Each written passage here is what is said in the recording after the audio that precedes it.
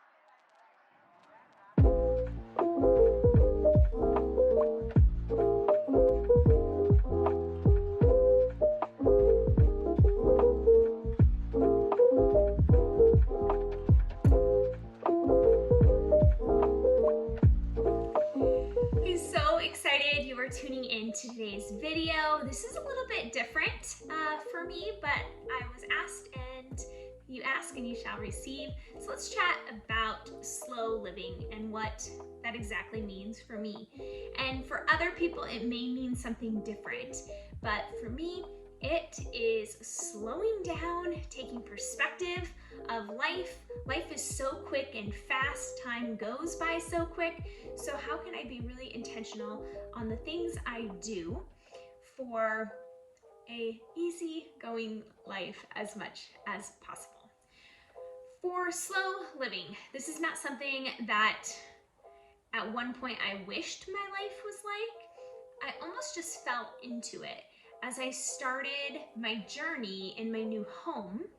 A backstory, I lived in Phoenix for many years. I went to college there, I started my career there, I started my businesses and so forth. And so during this time, it was like hustle mode and it was hard. I'm not gonna lie, there was a lot of busy moments. There was like almost not even enough hours in the day. And so looking back at that, I almost sometimes wonder, how did I make it by? Like, how did I get to this place? And I have to say for sure, it was almost going back to the basics. And what do I mean by that? You think about how people used to make food many years ago. You think about what life used to look like for people. And that thing called social media, that happened. And I think it steered people away from the basics of what life looked like. And we have instant gratification for things. We have instant messaging. We expect things to be quick, easy, and fast. That's just how our society now operates, from lifestyles to eating to work to just habits and overall how we live our daily lives. It's like, how do we maximize our time? And I'm not saying that I don't try to do that, because I do, but I am very intentional with sticking back to the basics. So basics is one of those things. It's like, what do you want your life to look like? Envision that, write that down, and make little changes in order to get you there. I also think social media is a big influence, and so I try to not be on social media a lot. A lot of my business is surrounded by social media, so I understand that, but I definitely have to have restrictions and boundaries in regards to social media. I also turned off a lot of my notifications on a lot of my apps, so I'm not getting dinged and binged and things like that throughout the day. And so that was a big shift. That was scary, but definitely necessary. And that's really when I started seeing things change in my life. If you are looking for resources or some guidance for slow living, I would suggest to you that you find something that you've been wanting to learn or wanting to do, because I think that's really what ignited this way of life for me is I started looking at hobbies other than my businesses, because my businesses are my work, but they also are my hobby. But I needed something to take me out of my element. And that involved starting to garden, spending time in my orchard, learning about herbal remedies, starting to make homemade items, starting to can, starting to preserve food, starting to knit, making homemade salts and herbs that I sell on my site. So it was really a combination of what did I want my life to look like? What did I envision it to be? How could I intentionally slow down? And how was I going to do that? And I believe for me, I was able to do that because I started learning new skills, incorporating new skills into my life. And when I did that, I had to slow down. I had to learn. I literally put myself out there to have to figure this out. And when you're busy doing something you love, you forget about the other things around you. And when we don't have distractions, we can really start to hear the things around us. We can start to dream. We get to think. We get to behave in a way that we're not necessarily used to because of society being so fast-paced. So I encourage you, if you are on the path to find what slow living looks like for you, I would think about what skill or hobby would you like to learn? Give yourself the time and the energy to learn it. And during that time, escape the world for a little bit and see how you feel. Observe the thoughts and feelings that go through your emotions.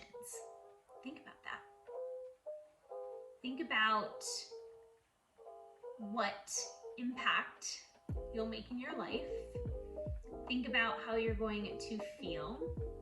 Think about how you felt while you were doing that. And as I sit here today, many of you are probably like, well, that's easy for you to say. You're now getting to do it. But it wasn't always like this. I mean, I was working all the time, like hardly had time to eat at some points because I was just so fast-paced in my work schedule before we moved here. And it's something that we decided on because I truly believe that I learned these skills because I had an opportunity of time, but I also was in a setting that allowed me to do so. So I'm not saying you can't do this if you are working a full-time job and things like that. You totally can. But I immersed myself in a new surrounding. And so I believe for me, it was a little bit easier to do it because we had planned and set up, our lifestyle to be this way. I didn't know what it was going to turn out to, but what I did is I spent time and energy into learning new skills, and it's just been such a remarkable journey to slow down, to enjoy the small moments. And sometimes I have to remind myself to slow down because a lot of my old tendencies actually come back. So I have to breathe. I have to think about my intentions of what life looks like. And you almost have to recenter, regroup.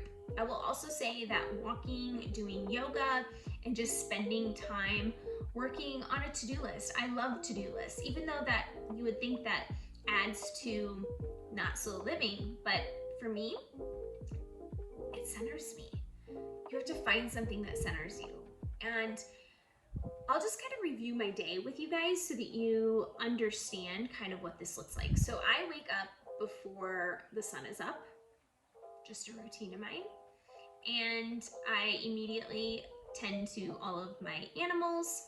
I make my coffee, I sit down, work on my to-do list, center myself, get myself ready for the day.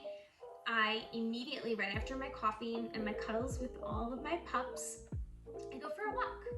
and I come back and then I tidy up the house. And what that means to me is I make the bed, make sure the dishwasher's unloaded, like just make sure everything's like cleaned up and my house is nice and tidy so that I have a clear mind for my day. And then I review my to-do list and start thinking about, do I need to feed my sourdough starter? Do I need to, you know, make a few things in the kitchen? Do I need to prep my day for canning? Do I need to go outside and, you know, do some things in my garden? So I really spend most of the morning outside doing things or inside my kitchen. So that's how I spend my morning. I then sometimes will have breakfast. Sometimes I do not have breakfast. I only eat when I'm hungry. And so I will either have breakfast or a brunch or a lunch. And then in the afternoon, I really review my to-do list and see what else can I get done throughout the day.